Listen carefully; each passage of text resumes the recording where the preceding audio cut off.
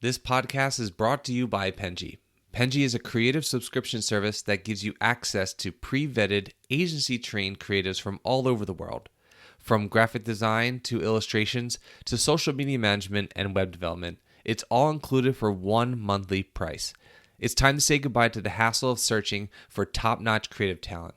With Penji, you get quality and consistency delivered right to your inbox every day.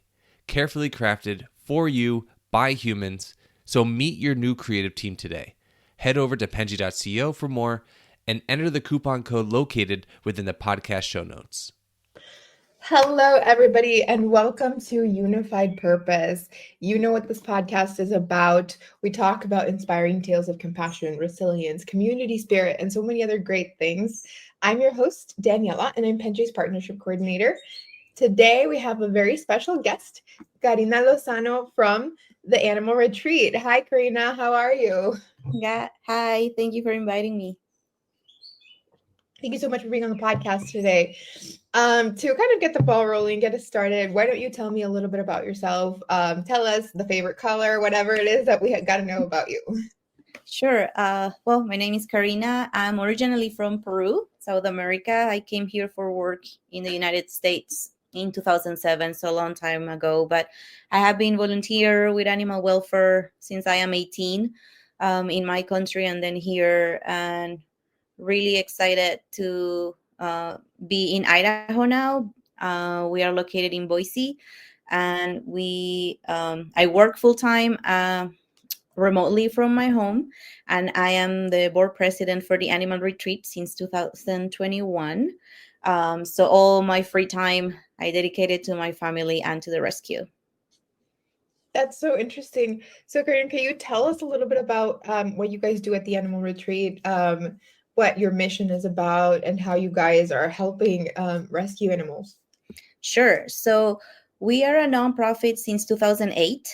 We started to be doing different things. We were kind of like animal control for the small city of Meridian at the beginning. And then we went privately as a nonprofit with volunteer base for years. And we started just rescue dogs that were surrendered by owners or from another shelters that needed some support when they are over capacity. And over the years, we realized we have great big animal welfare organizations here in Boise. So we just didn't want to, keep overlapping resources. So we talked to them. We have a coalition, and we decided, okay, what else do you guys need?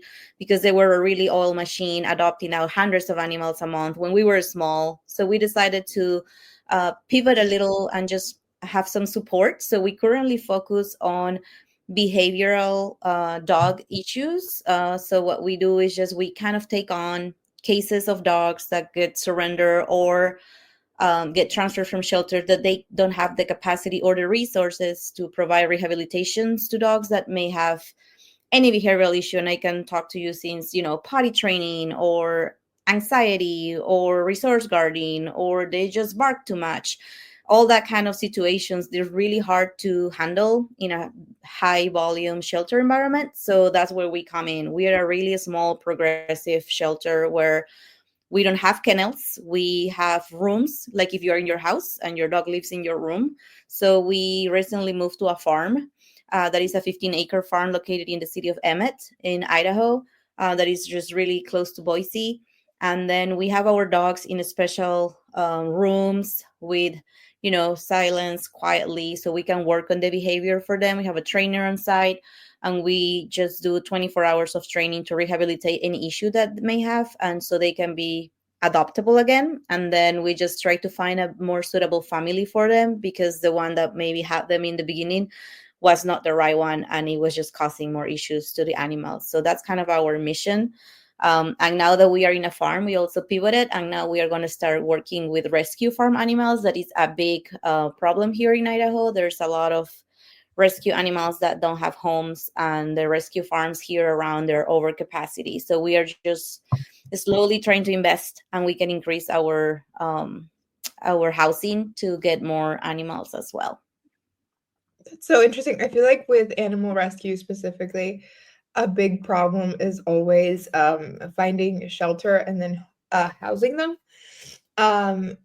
I immediately think of like a local animal rescue person here in I'm from El Salvador, and I live here. But there's like a an organization that does something similar. They focus mostly on rescuing like street dogs and things like that. And she's constantly asking for people to adopt them, and a lot of times a lot of people don't want to, and they just have to end up back on the streets because a lot of like she doesn't have shelters. um there's like a couple people that are like living in rural areas that are willing to have them in like very big gardens where they live, but a lot of times they're over capacity. And from what I understand, it's also really complicated when you have a lot of dogs to actually have them living in the same space because it's hard for you to get them to all get along with each other. Yes, that is correct. Our In our situation, we handle different dogs. The majority sometimes they don't get along with other pets, so they cannot even have that option that we can combine them with any other dogs because they are reactive to it. So it's a problem where these kind of dogs that already have behavioral issues come in because it's hard to place them anywhere with a foster family, with a adopted family, or even in a shelter environment. They just cannot handle them. So our work also focus more in the solution of the problem, not just dealing with the outcome that is just, having now a dog that cannot be placed anywhere. So we also provide free resources for owners that may be struggling with a pet right now because there's a behavior that they cannot manage. So we just have virtual consultations with them for free with a trainer so they can receive some resources and say, hey, your dog started barking to the other dog, maybe you should do this, maybe you should do that. And that way we have the hope that we can fix the human side of it. So when that family even get another dog, they know how to treat or manage a behavior better, and we can reduce the overpopulation in shelters in the long run. That's kind of our mission, to just be more in the community, meet dog owners where they are, and try to help them keep the pet in their home. Nobody wants more pets in shelters. There's so many, right? How can we make your life more manageable with resources? Sometimes it's really easy. We get different cases where it's just a fixing the household. Is just don't, if you have visitors and they bark at strangers, just don't put the dog in the front door, just put it in the laundry room until they get relaxed. There are easy ways to help. So that's kind of where we come in. That is one of the unique ways that we work here in the area that we serve that no other rescues does. The majority of rescues says what you said, just try to rescue as much as they can and adopt them out. But how can we fix the problem as well in the human side and make them understand how a pet get to that point? 90% of aggression in dogs is coming from fear.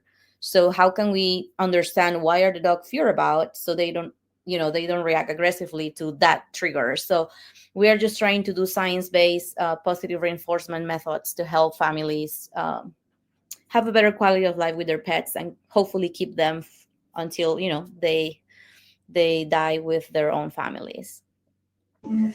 So when do you think a pet is going to need to be relocated? Or like to what degree do you think a family can still handle them? I think that's also like I understand that it's very I guess dependent on the family situation, but I sometimes feel like I notice people giving up on their pets very fast. And I also feel like there's people keeping pets for way too long when it's not necessarily about like behavioral issues as much as I notice that sometimes there's a certain animal that is not meant to be living in a way where that they're living, and that is causing them a lot of stress. And I think it's very hard for people to sort of find that line of like, am I giving too up on my dog too quickly, or am I just like keeping him for too long? It's a tough decision, I think. Yes, it's definitely case by case basis. That's what we try to do, a consultation to try to understand. Um, in our case, that the behavior is a little bit more severe, we definitely talk about safety first, right? Like about your family. If the dog is aggressively to people, then it's definitely a red flag. Like if you cannot handle how to manage your household, if you have kids, that kind of stuff, we recommend to remove that pet from their home, so we can safely live in there. But there, yeah, you're correct, there are a lot of people that they just don't want to take the effort of doing some. For example, we get sometimes returns from dogs that got adopted from us. We got one that the dog was just counter surfing. So at night, she will go up to the counter and eat whatever was there left over, like bread or something, right? So we received the dog back. The person didn't. We tried to address, hey, you can do this, you can do that. They didn't want to do it, so we took the dog back. And then she went to a foster home where the foster just kind of like put any food in the counter away, you're right, in the cabinets and close them out. And then the dog never counter surfed anymore because there was nothing. So they were like, and she was the sweetest dog you can think. So she found a home pretty quickly. But these kind of issues were like, it wasn't really that severe of a behavior. And worst case is if you're going to keep your food in, you can crate your dog in a room at night. They sleep 10 hours anyway. You can just kind of like use the laundry room. There's so many other ways where you can mitigate that behavior and still keep your pet. So we have also cases where it's kind of like an easy fix. But you're right. Some people don't maybe want to put the effort. Maybe the whole family doesn't want to put the effort. There's a lot of things going on in their family as well. So we try to not judge and understand what's happening and just try to help as much as we can. And we also believe a lot of education. So our mission is to save life by storytelling and education. So you're right. A lot of people just doesn't know better when to realize that the dog is not a right fit for their family. And maybe the dog is more suffering just staying there than just living maybe in another place. So definitely we try to have classes about, what is quality of life, what is better, what is a good time that your dog, it's not that your dog needs to be taken away for walking 20 times a day, right? But at least, you cannot keep a dog that maybe have medical issues, getting a running buddy when he has hip dysplasia. We try to educate as well as much as we can. We have free classes. We work with businesses that want us to do like body language, want us to do senior dog behavior, wanted to do loose leash walking. We have really day-to-day behavior topics that we think is an eye-opener for a lot of owners that they just didn't know. Oh, I shouldn't be doing this. This is actually hurting my dog, and instead of helping them have a good life. So we definitely believe a lot of people have a good heart. They just don't know, like you said, when is the line that, oh, this is not really good for the pet or for me as well, right? And it's not a good situation when we get to that point. No, I totally understand. Which actually brings me to another question regarding that idea of giving up a dog, which is, I feel like dogs have so much more separation anxiety than other pets. I feel like cats are a little bit less clingy. Some of them are clingy, but for the most part, I think you put like 10 cats in a row, and probably maybe one or two will be clingy, and the rest are very independent. Some of them run away willingly from their homes, right? But when it comes to dogs, I mean, I leave my house and my dog looks heartbroken, and I'm just going to the supermarket to get groceries. It's like I'm going for an hour. I moved to a different room and my dog is following me because she cannot not be around me 24/7. She is extremely clingy. She's super needy. I feel like when I leave, but there's other people in the house, she's a little bit better. But like if we leave and she's alone in the house, she doesn't necessarily cause a mess. But I definitely know that she's not happy, And then once everybody's back home, she's like, "Oh my gosh, hey, people." And I think that's a very common behavior that I see in dogs. How do you deal with the separation anxiety that some of these dogs might get when families have to give them up and give them, and like, the stress of being put in a new environment that's not the home that and the people that and the things that are happening. I'm assuming that it's probably really stressful for these animals. Yes. So you can imagine when they dump them in a shelter, how hard it will be for them with all the loud noises and hundreds of other dogs around. In our case, we have stricter procedures on how to deal with separation anxiety. So if we receive a dog like that, first of all, there's like a decompression time that it can take from a week to several weeks for some dogs. Like you said, it's a new environment, know your people.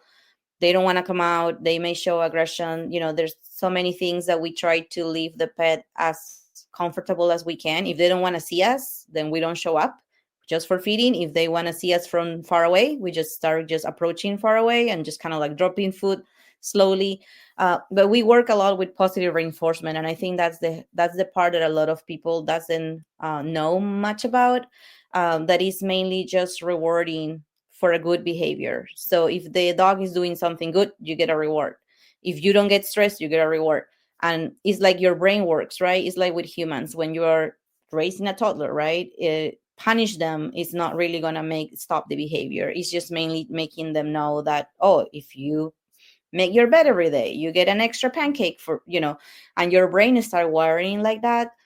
Separation anxiety has so many degrees of severity that of course is not as simple as doing that one time, but it's we have several different methodologies and exercises for dog owners if they want to work with that, to help them start with a slow periods of time when you go and you come back, and then how the dog is reacting. So there's not a recipe for all, but definitely in dogs separation anxiety is bigger than in cats. Cats are a species that are not as domesticated as dogs, so they really don't feel that they owe anything to the human, right? They feel like, okay, they're feeding me, that's great, but it's not that they owe their loyalty, all their things. For a dog is different. Majority of dogs are really attached to a human because that's the way they are domesticated. It's already wired in their genetics. And there are some that they are fine if you're there or not, right? I'm happy with other dog, or I'm happy with my toys. So it's really interesting how each dog has their own personality, and that's also why we don't believe on a breed label. We don't believe any labradoodle in the world are super friendly with kids, because that's not the case. There's a lot of labradoodles that beat kids. They're really cranky.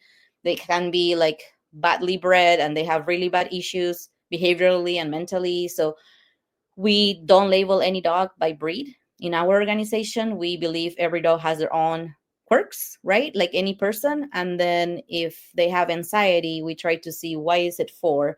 But normally the way to kind of like start working with it is just to reward the dog when they are calm when you're out, right? We can start, always giving them something while you're leaving. Like if something that he really likes, just said that he likes peanut butter, then you prepare a ginormous cone full with peanut butter, and you only give it to them when you leave.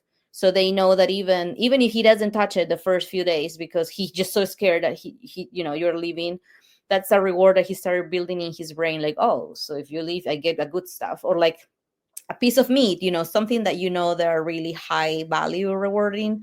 And we start with that. There are some dogs, of course, that they are not food motivated, and that's even harder because there's nothing you can do easily. But we have tons of information for people that have dealing with that, books, videos, exercises, that we can try to help them mitigate that, so they can leave their house before thinking, oh my god, my poor dog is crying all this time. But it require, again, that the human gets trained, right? And that's the hard part. A lot of people are more that fast satisfaction, right? My dog needs to be pleasing me all the time. I don't want to put effort on it. So that's the hard part. We are seeing that in new generations to come in, right? All the TikTok videos, when you touch the nose, you pull the ear, you pull the tail, and the dog should be fine and happy about it. We are trying to educate kids, this is a body, nobody wants to be touched, nobody wants to be pulled. Please see body language. Some dogs don't mind, but there are some others that will. So we are trying to kind of like rephrase the way we see our pets, and try to see how we can both live and have a good relationship. No, totally. I understand. I feel like that's probably one of the biggest problems when it comes to dogs, which is people kind of doing a one size fits all. I go directly to those videos about Chihuahuas. I feel like Chihuahuas are constantly getting told that they're cranky and angry, and I feel like a lot of times people will post videos of their Chihuahuas being really upset. But most of the time, I think, well, you're probably annoying him. I don't think that this dog is just barking at you and yelling and growling because this is just his personality. Like dogs are very reactive, right? Most of the time their actions are in reaction to something. It's not just like they just want to show up and bark for no reason.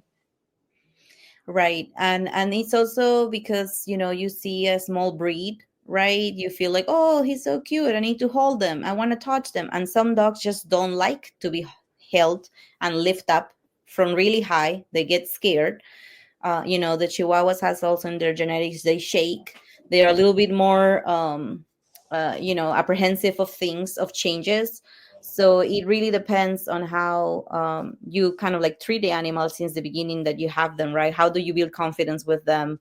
Uh, but to be honest, we have been receiving more bites from smaller dogs than from bigger dogs because they are a little bit more kind of like frantic for different reactions. So definitely, we don't stereotype all, because there are Chihuahuas that are super chill, they're super, they tame, they like kids. Um, but I think we made the behavior sometimes to like holding them, oh, you are mine, and then just create that protectiveness that then when somebody else approaches, then the Chihuahua may just growl and maybe just show because, oh, she told me this is us only, and then you're coming to our space and you're breaking what she told me that was my safe place, and that's how they react.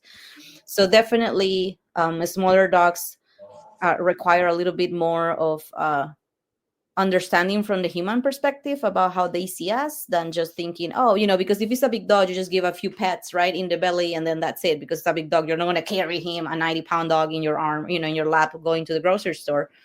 So it's really depends how human sees the pet, and also to don't stereotype that, oh, because it's a Labrador, he's never going to bite, right? If you go to the other spectrum, that the Chihuahuas are always cranky, you can go to the other side, and that's also not true. You can find some animals that may not seem aggressive to be. So you always need to make sure you understand the personality first before approaching. And that's what we try to teach kids as well. We do classes as well for body language for kids when we can, because some kids just don't know how to approach. They just go ahead and touch it, and a lot of dogs just don't like to be touched in front of their face, right, or just on top of them. There's a lot of signs that you can do just to do some safety for kids before somebody gets hurt.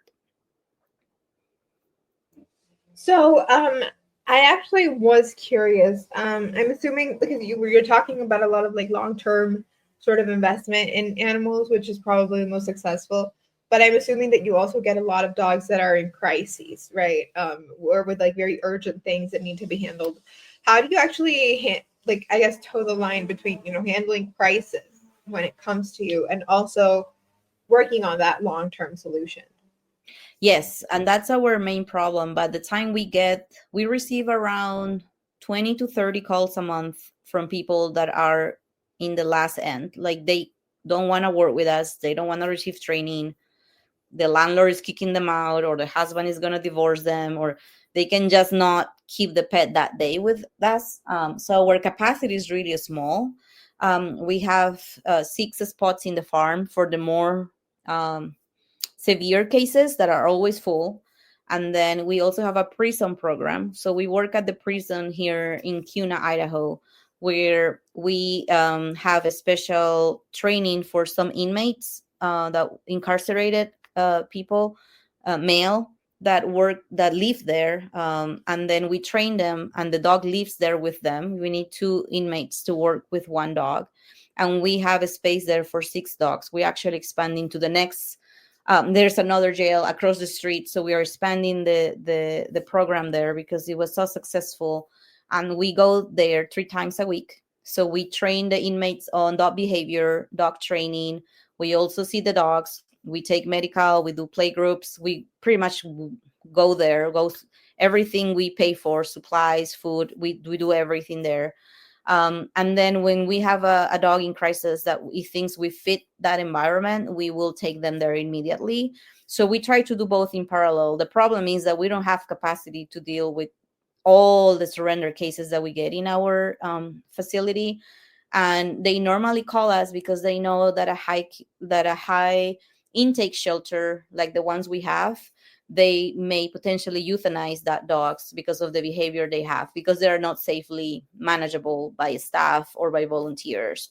That's a normal case. They give them a time, but then they need to sign a release that if the dog doesn't behave enough or is not safe for them, they have to euthanize them, just for the sake of, they have 600 animals there, so for one of them, that's kind of how, unfortunately, that's the life of it. And that's what we talk to owners to think, hey, you can fix this early on, so we are not on this point right now where nobody will take it, right? If you will reach for help a year ago, we may potentially kind of like help curve, right, or manage that behavior better. But we do try to have, our capacity is really small, and our dogs that are with us, the majority are not good with kids, they are not good with other pets, and they are not good with strangers. So we need to find a home that it's okay with that. That in some cases it works really well. Some retired family, they don't have grandkids, they have a big yard, the dog doesn't need to get out, so there's no like reactivity with other dogs either. um, or they are seniors, and they can take care of a dog that just want to be, separation anxiety is a big one too. So people that are retired, don't get out much, that's the perfect home for a dog that doesn't want to be alone, because they don't go anywhere. So the dog can be there really happy and enjoy life, and we provide training the rest of their life of the pet. So whenever they need help, we will go there and we will talk to them and see, okay, what is happening, because life changes, right? And then we just need to kind of reshuffle what the exercises are, so we can keep whatever is not desirable manageable for the person that get them. But unfortunately, we don't have the capacity to take all the crisis that is happening in the past few years since COVID finished. It has been really hard. We have a lot of cases. Unfortunately, not all behavior now. There are some senior dogs, the person passed away, there's no behavior there, but nobody wants a senior dog that require medical care and, require medical attention all the time, because they are not like a healthy dog anymore. We get a lot of dogs that for housing, they're moving to an apartment from a house because they cannot afford a house anymore. And then the dog is too big and the landlord doesn't want to take them. And then maybe a barker. So it's not really a severe behavior. If somebody has a house, right, or they have like a big farm or something, that will be easy to fix. So it's just hard. We just need, as you say, we just need more like fosters or houses to keep the dogs in while we find them a good spot. But it has been really tough in the animal welfare community the past 2 years. It's just been hard for dogs that are adults to get adopted. Puppies, small dogs, right now they are easy to place, but the bigger mutt, kind of like medium-sized dogs, has been really difficult. But we are a rescue shelter, so we are not like an open facility. We decide who we get in, and we don't accept. That's lucky for us. Some other government shelters cannot do that. So we keep the dog until they find a home, or is again not safe to keep them alive. So pretty much our dogs stay with us for their whole life if they don't find a home. We are not going to euthanize them because nobody adopts them out. Our dogs normally, we have dogs right now that are with us for 2 years. They haven't have find a home yet. They try it out, and then they get returned. So we keep working with them as we speak. And we also have some resident dogs that we know that is not safely to put an adoption yet. We have one that his name is Coco. He has been with us, I think, 2 years and a half now. He's kind of like our resident dog now. How he came was really bad. He was an outside dog for 3 years because the family could never handle them. It's like this little dog. It's really small. And he lived 3 years outside. So he never had human interaction, just for feeding. And he was living in a little pen. So he never get out. He never saw other dogs. He hated other predators or animals. So he was really, really feral when we got him. And it took us 2 weeks to even be able to get in the same space to put food for them before he was trying to eat us alive. So it's been a while. And now, Coco love their volunteers and their staff people that are handling him. He sit in your lap, he licks you. We just know that he's still, their triggers are not totally there, so we don't know when he may react to a new person in a bad way. And even being a small dog, we think safety is the first thing, so we are still working with him until we can really tell we have a experienced owner that maybe it's okay to handle him. But at this point, he's not adoptable, and we will keep him until his medical condition deteriorates, or there's something behaviorally unsafe where anybody can handle it, and then that's when we need to make a difficult decision. But so far, he has at least 4 people that are their humans, and he has a really good quality of life, and he eats and get out and go in hikes, and still have, he's thriving. So it just really depends how we work. But definitely the crisis is there. If we cannot accept them, we have other rescues, but it's been really hard for animals the past few years. Yeah, for sure. I totally understand that. I feel like people also there's a simultaneous care for animals. Like people are always talking about like rescuing dogs and cats from the streets and stuff, but at the same time, nobody wants to take ownership. Um, so I totally see where that comes from. I go again to the rest. I guess there's like a very big rescue group here in El Salvador, and this woman always talks about how much of a struggle it is because nobody wants to actually take these dogs. People comment on Instagram pictures and then they're like, this is really sad, but nobody wants to actually take action.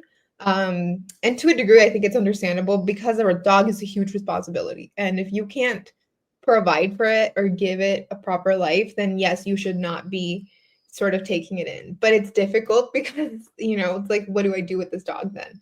So I totally see where you are coming from.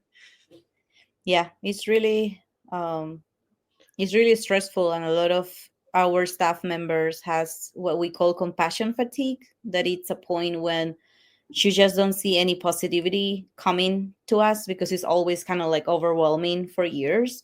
So we Yeah. try always to think or celebrate the good wins. I know we have a lot of bad coming, but whatever good win it is, when one of our dogs that has been a long timer got adopted, we have a bonded pair that is they are called Ricky and Bibi. They came both from different shelters. One was a really fearful dog, never went out of the crate that they brought him in that shelter for 3 weeks. So the dog was just full of feces and urine on that crate because he was so scared he couldn't even come out. So he got transferred to us. And then we have Ricky, that he was a terrier, that it was a puppy, and he got surrendered by a family because he was crazy. He was super hyper, jumping the walls, eating the doors. He was unmanageable. He was a medium-sized dog. And then when they bought almost get at the same time at our shelter, we start seeing that Bibi, Ricky was a little bit curious about Bibi. Bibi never came out of his room. We were able to take him out of the crate. We sedate him, so we were able to clean him, bathe him, put vaccines, everything. And then we let him by himself in a special space, all covered with sheets, so he couldn't see us. Nobody bothered him, no sounds. But Ricky was always kind of peeking out and see who is in there. And then when we realized that Bibi was not scared of other dogs, we put Ricky with him, and they just bonded like immediately. And Ricky was able to take him out of the crate, to make him play, to be able to be handled by us. And they were together for 2 years. So we were thinking who's going to adopt, both dogs at this point, but they got adopted last year in February by a farm owner that has I think has 100 acres, has a lot of dogs, and they love the idea that they come together. They don't need any working dogs. It was just pets, and they just moved there, and they are having the time of their lives. They came to see us from time to time, but you can tell they bonded with the other dogs. They're getting more. They're in the kitchen. Bibi's not as scared anymore. So we were with him also because he could never get into a car. So we were thinking, how are we going to adopt out this dog that will never go in a car? He will never even get in a paw, anything. So we were with him for 6 months with exercises and training to be able to jump into a trunk. And we were able to make it happen after 6 months. So he was kind of getting ready for adoption. So now he jumps to the pickup truck without any hesitation. So that good stories are the ones that we feel like, okay, so it's worth it. Let's keep doing this, because sometimes, like you said, it's just really hard to see what do we do, where do we put this dog. They keep coming, it's never ending, it's never going to end, right? But until we are actually more into the community and we help the community to understand what the need is and what their role is as a pet owner, like you said, if you don't want to put the time or you don't care, then don't have a pet, right? There's no need to get a pet in a bad condition, in a bad quality of life, if you don't even want to do it.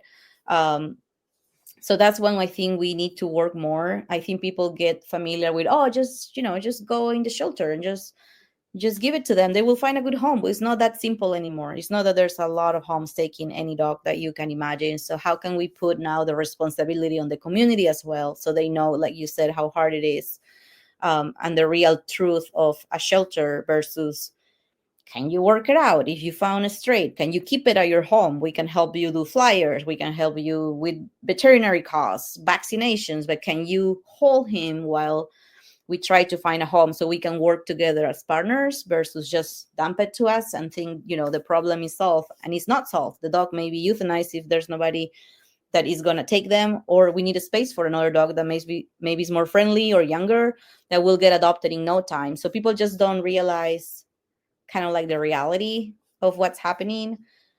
And there's a lot of shelters that unfortunately don't have the resources or the staff to handle dogs for a long time. They just need to make difficult decisions, and we don't blame them at all. It's just what it is. We just need to figure out how to fix the problem, and we just do a little part of it, right? The behavior is just one of the reasons people surrender, but you have medical issues, you have spay and neuter, you have lost pets, and there's a lot of good rescues here in our area where we all try to holistically approach all the reasons why a dog end up to a shelter and try to minimize it. That's kind of like our dream, right? When we can all help reduce the amount, but right now it is a long way to go. I think what you're doing is amazing. I hope that you guys can continuously keep helping all of these dogs, that the community, helps. But I want to, before we end the podcast, give you the space to tell people if anything that we have spoken about today resonated with them, if they want to donate, volunteer, work with you. Maybe they're looking to adopt a dog. Space is yours to tell them where to go. Sure. So we have our website. We are rebranding our name to the Animal Retreat. Everybody kind of here know us for our old name, that it was Meridian Canine Rescue. So you can still go to our website that is getting rebranded to meridianrescue.org, and then you can see all our services. If you're out of the state of Idaho, we still provide free services because they are virtual with our trainers. So any questions you may have, we are free to just schedule a time. You will talk to our trainer, and we hope we can help you getting some resources. If you go to our website as well, you can see all our needs in terms of supplies. We also are now starting rescue bunnies, that it's a big problem here in Boise, domestic bunnies. So we are also learning about it, and we are going to be posting some for adoption pretty soon because we are spay and neuter them as we speak, so they can be adoptable. That's a huge education curve in bunnies in this state. So our website has everything. Our Facebook page has our events. You can still look at us as Meridian Canine Rescue. We still have our old name. Meta is really hard to work with, so they cannot update our name yet. It's been several months, but hopefully you get to see us. And of course, any donations are always appreciated. You've been listening to Unified Purpose, brought to you by Penji. Check out the show notes to learn more about today's guest. And to learn more about Penji, the human-first creative subscription service, head over to penji.co. And by the way, if you're still listening, it would mean the absolute world to us if you were to share this podcast with a friend and, of course, subscribe.